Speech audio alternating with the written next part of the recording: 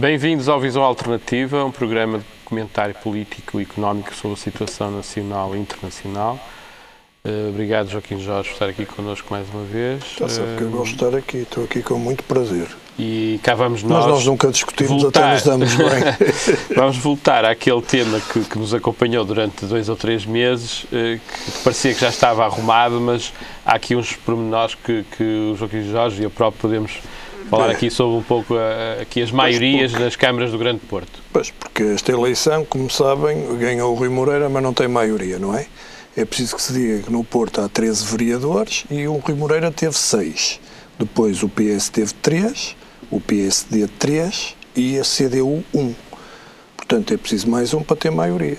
Mas como o Rui Moreira não quer a CDU, como fez o Rui Rio, lembra-se, com o Rui Sá, portanto, há aqui um problema que eu acho muito interessante, que aí mostra-me, apesar de eu já ter criticado N vezes o Orlando Gaspar, reconheço que ele é um homem inteligente e dos mais inteligentes dentro do partido. É uma raposa velha, no bom sentido. E, portanto, há uma linha.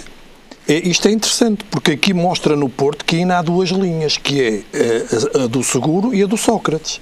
Isto é... Mas o Joaquim está a dizer que há uma tentativa de acordo entre o Rui Moreira e os vereadores do Partido Socialista. O Rui Moreira faz muito bem. O PS está muito mais próximo das ideias que ele preconiza do que o Menezes, não é? Acha? Mas porquê que as ideias do PSD, porquê que não se coliga com o PSD? Porque o PSD agora aqui no Porto vai entrar em convulsão, a Conselhia demitiu-se, percebe? É uma derrota. Eu acho que às vezes, sabe que eu vou-lhe explicar, é preciso um período de nojo na vida, é preciso tirar consequências das coisas. Eu, no lugar do Menezes, não tomava posse. E não perde nada por isso. Deveria esperar, aguardar, ouvir, e se calhar o tempo começa-lhe a dar razão antes dele pensar que sim. Não é? É Conselheiro de Estado. Não sei. Acho que é uma decisão muito pessoal, tomar posse como vereador ou não. Não sei se é uma decisão muito política, mas pelo menos pessoal é. Não, ele não se pode. Há pessoas que atingem um patamar que depois se descerem, parece que é uma descida vertiginosa e não é, percebe? Às vezes não estar presente e não contestar... Até porque assim pode dar lugar a pessoas que eventualmente estão a começar uma carreira política. Isso pode ser também interessante. Não sei se está a começar a carreira política. Exatamente. Mas aí então o problema da lista do PSD é complicado. Não é? Mas repare, portanto, há gente no PS que quer fazer o acordo. O Manuel Pizarro, que nunca nos podemos esquecer, que teve um resultado honroso e que, para todas as expectativas, superou o PSD. Exato. Contra as sondagens. E PSD é do Menezes. Mas o Manuel Pizarro, gostes ou não, é um homem afável, que é de consenso, mas sempre foi Sócrates, pertenceu ao governo dele, secretário de Estado. Sim. E aqui há uma linha que acha que deve fazer um acordo e ir para vereador, ele próprio. Que amanhã há conselhia. E pode acontecer a outra linha, que é o José Luís Carneiro, eleito pela linha do Seguro, que acha que não deve ir. E aqui o que eu acho aqui muito interessante é que aí lá está a luta dos estatutos. Porque a Conselhia deveria ter autonomia, está lá. Mas, afinal, desta vez, a distrital interfere. E no meio disto tudo aparece o Orlando Gaspar, que nem tem aparecido, a dizer... Mas qual é a função, qual é o cargo do Orlando Gaspar? É um senador honorífico, já não tem nada... E nem é conselheiro nacional do PS. Nacional, atenção, não é? Portanto, o que é que ele diz? Que é melhor de fazer um acordo de incidência parlamentar, aquilo que eu tenho dito, e não aceitar vereadores. Porquê? Ajudar a cidade, mas poder... Não se comprometer. Mas protagonizar abster-se e protagonizar uma alternativa daqui a 4 anos. Senão pode ser absorvido pelo Rui Moreira. Pronto, é uma tese que tem que se estudar. Sim. Não obstaculariza, mas defende os seus interesses.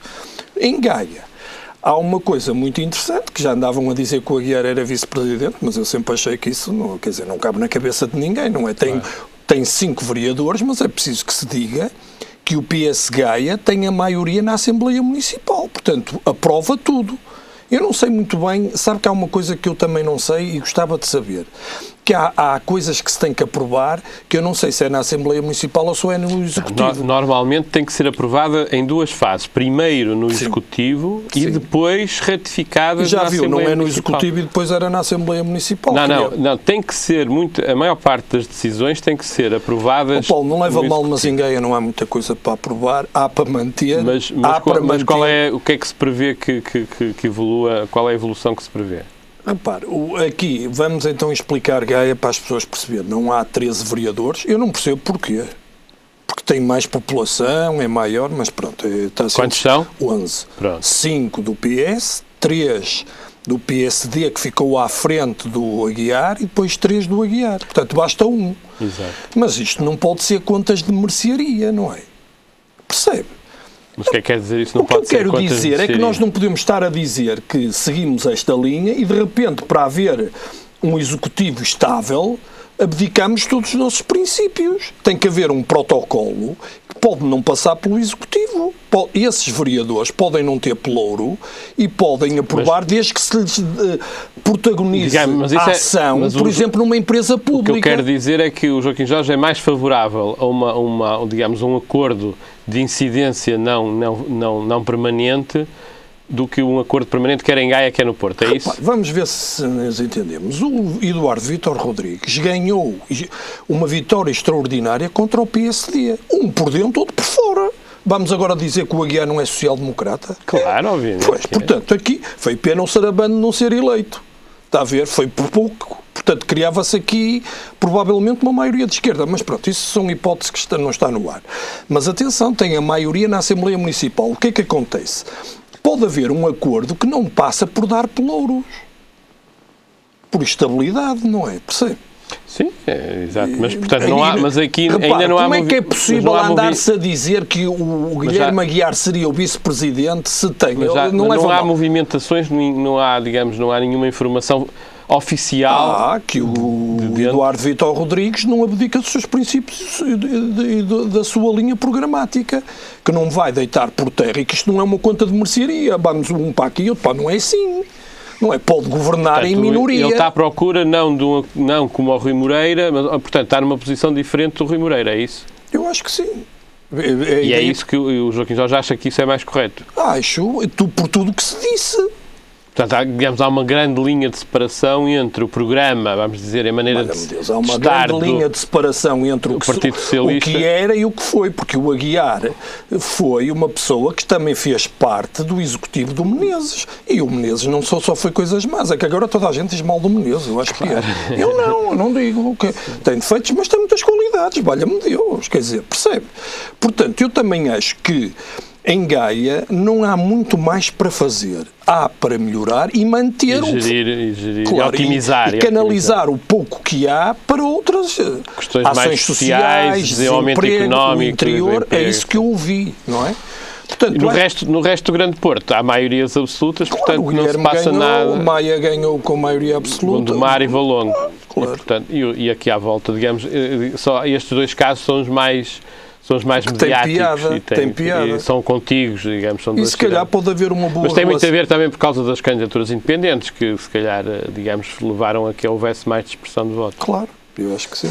Mudando de tema, vamos agora para estes temas nacionais que estão na berra nestes últimos dias, começando por esta meia proposta, semi-proposta, grande confusão que o Governo lançou após a avaliação da Troika. Estava tudo bem, tivemos uma avaliação muito positiva, resultado, a austeridade vai aumentar ainda mais. É preciso... Como é que é possível? É preciso... E ainda por cima, depois aquela atrapalhada de não haver cortes nas pensões de sobrevivência, mas depois já houve cortes nas pensões de sobrevivência. Eu acho que eu, como amigo do Paulo Portas, digo que ele tem que ter um bocadinho mais cuidado com o que diz e com o que afirma, não é? Foi um flop total aquela conferência de imprensa. Não, é que eu não gosto muito que me enganem e que me mintam. Prefiro que me diga a verdade. Portanto, eu percebo, ele prefere dar, em vez de ser aquele de supetão, tudo de uma como vez. Passos, não é? Tudo de uma vez, ia dando faseamento de cortes. Falou que iam cortar nos ministérios. Quer dizer, há uma pessoa que é o Luís Tavares Valadares, penso que é assim que se chama. O Luís Valadares Tavares, não sei, pronto, não interessa agora isso. tem chamado a atenção, porque já trabalhou na função pública, e aquilo que o Paulo diz aqui e eu, as despesas nos contratos, na aquisição de bens e serviços, poder-se-ia poupar milhões. Não, depois, centenas de milhões, não é milhões. Isto é claríssimo. Depois, como o Paulo diz e muito bem, quando se corta, que já foram quase 70 mil funcionários públicos, não se metia pela porta do cavalo. 40 mil. Pronto. E depois há outra coisa que também eu digo, que não é... O Governo fomentou sempre a antecipação das reformas. Portanto, vamos para as pessoas perceber. O salário, se o salário estava aqui e a reforma aqui e pede-se para antecipar, baixa os salários, mas sobe a pensão. Não aumenta a despesa. Claro. Não é? Aumenta na pensão, mas diminui no salário. E é preciso que se diga que igual, o Governo... grosso modo, não teria impacto orçamental. Exato. Sem irmos às questões. Mas há aqui outra questão, é que isto... Mas isso implicava que o Governo não permitisse a entrada de novos funcionários. Pronto, mas deixa-me só dizer isto. É preciso que se diga que um funcionário reformar-se por antecipação é um grande negócio para o Estado, porque não vem com a pensão na totalidade pelos descontos feitos. Pode ser se não fizer falta no serviço. Sim. Se fizer falta... Sim, porque já fizeram com os médicos e depois voltaram-nos a dar condições para voltar. Não, pagaram duas vezes. Isso é ridículo. É isso que eu digo. Agora, eu acho que vai acontecer? Porque já temos o mesmo exemplo. Em 94, ou 93, 94, no fim do governo, do terceiro governo de Cavaco, isto é uma cópia. Foi um flop total. Foram mandadas gente embora da função pública, que depois foram recontratados inicialmente a recibos verdes e por avanças e por contratos, e passados 2 ou 3 anos já estavam outra vez o mesmo número, mais os reformados. Claro, e repara agora outra coisa, que é o que eu sempre bato aqui, que é política de exemplo. Como é que é possível querer mandar funcionários públicos embora, em que andaram a dizer que davam subsídio de desemprego? Não, só dão a indenização. Não, isso não tem pés nem cabeça. E repare, a RTP já há um valor, uma fatia do Orçamento de Estado para mandar a gente embora em todas as condições e mais algumas. Repare, isto é um absurdo. É insuportável.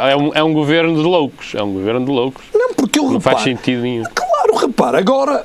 Se o Estado é o único, tem que haver condições. Eu chamo a estes cortes em carrossel, porque o carrossel não para, quer dizer, a pensão vão cortar, que é a taxa de solidariedade, o CES. Extraordinário de solidariedade. Pronto, já tinham um determinado montante, agora é 10%, em vez de fazerem aquilo que nós dizemos, que é ir ver caso a caso, uma folha Excel, recalcular tudo. Pelos descontos feitos, não, é 10% a matar para todos.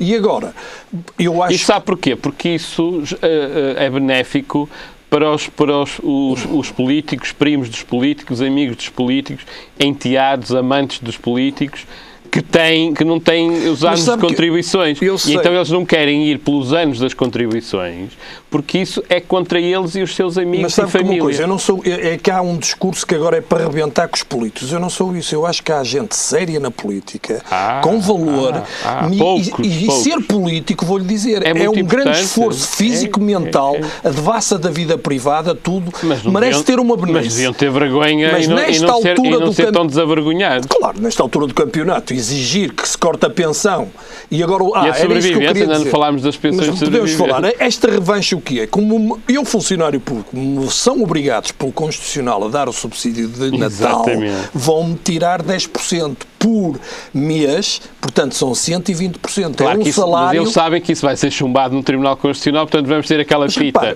que tivemos Paulo, eu até em março, pensar abril... que nós tínhamos pensado, o Vítor Gaspar também aqui não percebeu uma coisa, que não dava trabalho nenhum. Por isso é que ele se foi embora, porque isto é... Ele foi-se embora porque eu acho que o Relvas ao ir embora também foi uma parte minimamente capaz deste governo, goste ou não. Não, mas ele foi-se embora porque a política é uma coisa séria e não é um conjunto de números que se atira para o papel como fazia o Vítor Gaspar e que não funciona. Mas deixa-me só... Exatamente, mas repare, em vez de estar a fazer isto tudo, se mantivesse o mesmo salário que eu tinha, sem contas, sem duodécimos, tiravam a todos os trabalhadores um salário. Veja se percebe. Sim, isso foi o que foi feito em 2011 com aquele metade do subsídio de Natal que foi cortado a todos. Andar aqui com contas, metem-me no ordenado, tiram-me, repõem... Mas isto só é necessário porque o Governo contratou mais 40 ou 50 mil funcionários públicos. E desculpe lá, e não renegocia os contratos com as PPPs e aqueles de obras contratos e de aquisição de serviços. Exatamente, os advogados e parceiros e não sei o que. Claro, se fosse isso... Fundações também. Eles estão a falar, aparentemente, o conjunto, como era óbvio, não é? Se o Governo quer reduzir o déficit de 5,5 para 4... Mas não consigo. E que... Não, mas espera aí. O Governo... Mas é o que disse o Primeiro-Ministro. Nós queremos reduzir de 5,5 para 4. É o que ele diz. Vamos dizer que é de 5,5 para 4,5, que já era, digamos, mesmo para a Troika, se nós reduzíssemos para 4,5, era excelente, porque temos o exemplo de Espanha, da Irlanda e da Grécia, que vão ficar nos 6, 7%. Portanto, se nós ficássemos nos 4,5%, nos 4,5%, era 1% de redução. Ora, 1% do PIB é 1 milhão, são 1.600 milhões de euros, não são 4 mil milhões. O número de 4 mil milhões foi inventado pelo Gaspar e pelo Passos para dizer assim, nós vamos propor, atiramos com este número para a frente e depois vamos recuando e acabamos por ser bons rapazes, que já não é nada. E então já apareceu... Quem fazia bem isso era o Sócrates. Exato, mas já apareceu estes dias, afinal, os cortes que estão acordados com a Troika andam à volta de 1.600 milhões. Quanto é que é? 1% do PIB. Quanto é que diz o boletim, o Fiscal Monitor do FMI que saiu ontem? Qual é o número que eles põem lá? Não sei. 1% do PIB. É? Claro, não há... Tudo volta... Na verdade, se o Governo considera que vamos crescer 0,8% ou 0,5%, mais o corte de 1% do PIB, dá um déficit de 4,5%. Portanto, nós estamos a definhar, a aninhar-nos. Não, mas cada vez há menos emprego, cada vez há mais pagamento de subsídio de desemprego. Mas veja a tática, o cinismo, e isto acaba por desgastar e traz uma desconfiança enorme. Que é começar em março, abril, a falar de 4 mil milhões, depois veio aquele chumbo do Tribunal Constitucional que era o fim do mundo, não fizeram absolutamente nada, deixaram rolar. Ninguém mais falou disso. Mas eu acho que é uma agora vamos ter cortes de 1.600 ou 1.800 e não 4 mil milhões. Desculpe, porque é revanche e é um mal perder, porque como tem que pagar o salário, o subsídio, eu não sei se vão pagar. Eu já ponho isso em dúvida. Não, o subsídio de Natal a todos os funcionários, depois tiram... Isso vai ser chumbado pelo Tribunal Constitucional. Porque é que... Não, para o ano que vem, sim, como tiveram chumbado. Que pagar... Mas não pode, isso vai ser chumbado pelo Tribunal Constitucional. Calma. Porque o argumento é o mesmo que eles disseram em abril. Mas ouça, como vão ter que pagar o subsídio de Natal a todos os funcionários, apesar de irem arranjar maquiavelicamente a cortar parte... com impostos. Com impostos, claro, mas isso o imposto é universal, aí não há... Mas o salário era por inteiro, davam o dinheiro com os impostos certos. Sim, mas é igual, aí depois, não altera. Para o ano, em vez de cortar um salário, se é 10%, eu sei fazer contas, é 120% de um ordenado. Claro, mas isso vai ser chumbado pela mesma razão que foi, se reparar, isso é exatamente igual. O Tribunal Constitucional vai dizer, vocês aqui vêm com 10%, mas isto é exatamente o mesmo que um subsídio, portanto isto é aldrabice e vão chumbar. Porque se o Governo tivesse convencido que aquilo era constitucional, não contratava aquela campanha. Até o Durão Barroso, vem há uns dias atrás, o Durão Barroso, o Presidente da República, a AIP, a AIEMS e não sei o quê, vêm todos pressionar o Tribunal Constitucional. Ora, se o Governo tivesse convencido que isto era constitucional, não precisava tanta campanha. Barroso, mas se estivesse na Comissão Europeia, provavelmente a fazer um lobby legal a favor em defesa de Portugal explicar... Não, mas ele ataca Portugal. Ele ataca Portugal. Nós depois ainda vamos ter que o aturar aqui a candidata a Presidente da República. Não temos patriotas nem no Governo nem na Comissão Europeia. Ainda sobre as pensões de sobrevivência. Isto foi um tiro no pé completo, em termos de políticos, completa do CDS, que hoje começa a tentar minimizar os danos e apresenta, não sei se viu, hoje apresenta uma ideia ainda de cortar de vez as pensões vitalícias dos políticos. Não, mas é que o problema não é esse. É que o problema das pensões é que é preciso que se explique a subvenção vitalícia existe para quem exerceu cargos públicos. Quando o Sócrates mudou aquilo em 2005, mas não mudou. Quem se reformasse depois de 2005 e já tivesse X anos, não recebia por inteiro, mas recebia em parte. Portanto, a expectativa e o coisa de confiança, como é que se chama? O intuito de confiança e a confiança manteve-se, que não é o caso dos funcionários públicos normais. E, portanto, essa subvenção, é preciso que se explique, é recebida independentemente da reforma ou do salário que tem. Sim, acumula. Pronto, portanto, são 8 milhões, mas era um exemplo. Claro. Repare, depois... Mas hoje o CDS vem dizer que quer acabar com isso. Eu conheço amigos meus que nem 35 anos tinham, já tinham subvenção vitalícia, mas eu não vou falar sobre isso. Eu também. Eram com 8. Eu conheço vários casos de Jotinhas. Isto é uma vergonha. Portanto, eu aceitava que é isso da pensão, é preciso que se explique. A pensão é a taxa de solidariedade. Vão cortar 10% no geral, em vez de fazerem aquilo caso a caso. E agora, na de sobrevivência, repare, eu estou casado com uma pessoa, sempre vivi com essa pessoa, fiz os meus descontos, mas porventura morri. Quem viveu comigo tem direito. É um direito que tem, independentemente, ela também fez uma parte. Agora vão pegar no dinheiro, nós agora também podíamos fazer assim, e pá, vamos ver quanto é que ele tem no banco, tem 500 mil euros. Olha, só ficas com 200 mil, esses 300 mil... Vão para o Estado. Não é assim, isto não é. Há um acordo de princípio. E há contribuição ao longo da vida. Repare. Lá está, é preciso ver quem contribuiu durante 30 ou 40 anos. Eu não acho obsceno se uma pessoa morreu com 35 anos e depois ainda tem aquela... Agora, acima dos 55, não deve tirar o dinheiro. Quer dizer, isto é gozar com a morte, com os sentimentos das pessoas. Completamente. E além disso, não tem impacto financeiro quase nenhum. Tinha muito mais impacto financeiro a reduzir os contratos com então, quer dizer, eu acho que não leva advogados. mal. Neste dia 26 a manifestação vai ser enorme, que é com o que se lixa a Troika, 26 de outubro, e esta agora no dia 19. Na Ponte vai ser o fim do mundo. Não sei. Sei eu. Então, quer dizer... Não sei se vai ser o fim do mundo. Não se lembra quando as pessoas viram para a rua pela TSU? Agora, isto é uma muitas TSU manifestações 2. ao mesmo tempo. É TSU. Não, lembro-me da de 15 de março no tempo do Sócrates e lembro-me da do ano passado e ambas tiveram impacto. Sim, sim. E quando foi o tempo do Sócrates teve muito impacto. A de geração Arrasca teve muito impacto. Sim, que ele perdeu. Vamos mudar de tema. A nossa relação do Estado e do povo português em geral com a Igreja Católica. A Igreja Católica critica o governo, mas também é favorecida pelo Estado. Como é que vê isto? Bem, os bispos falar contra o governo. Quer dizer, os bispos é uma coisa que eu acho que é separação de poderes. Eu respeito muito a Igreja, mas a Igreja que fica lá no cantinho dela. E a política no cantinho dela.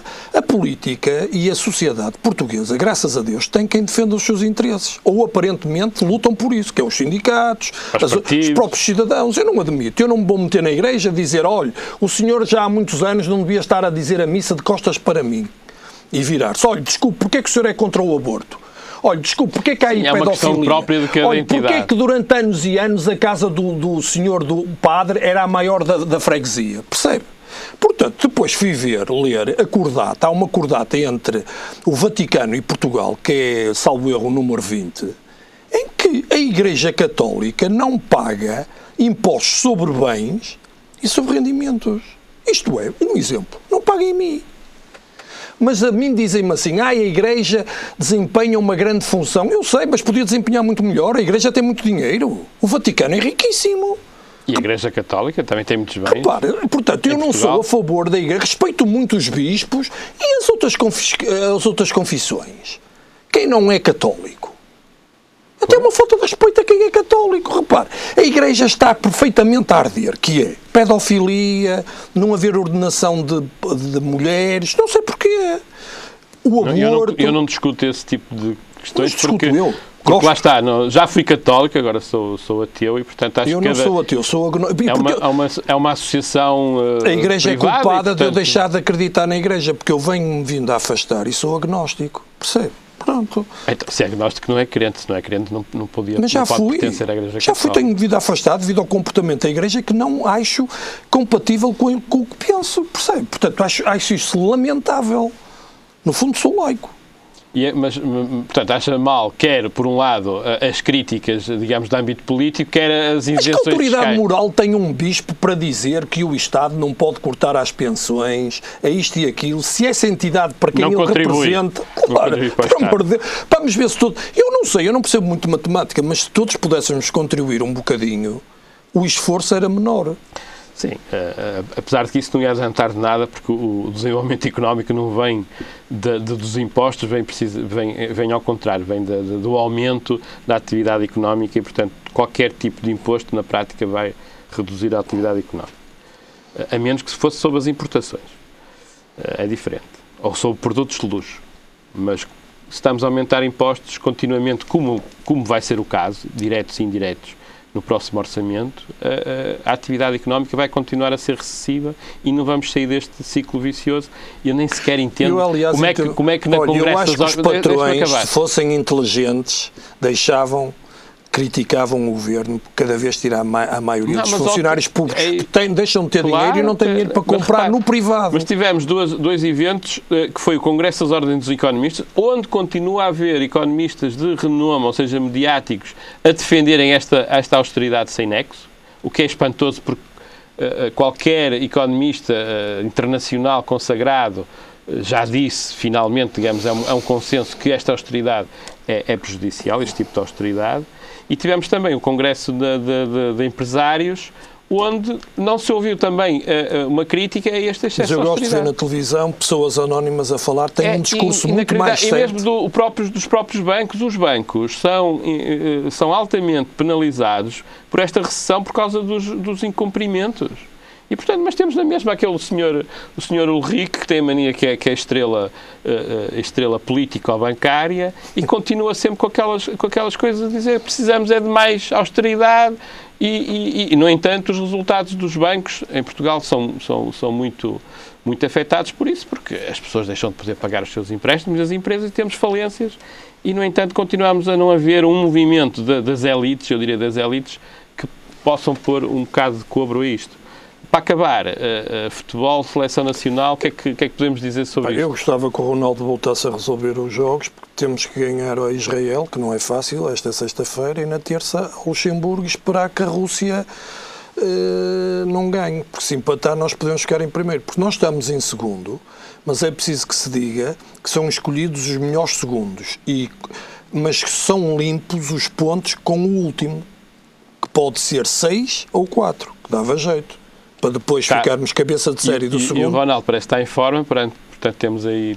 Tem feito boas exibições, de vez em quando fraqueja um bocado. Mas o Portugal e o Real Madrid. Mas é um bocado também, os grandes jogadores também não acertam sempre, mas ele parece que está numa... O Chelsea estavam sempre a dizer mal, mas já ganhou outra vez. Está a começar, não é? Vamos lá ver. E por hoje é tudo, até para a semana.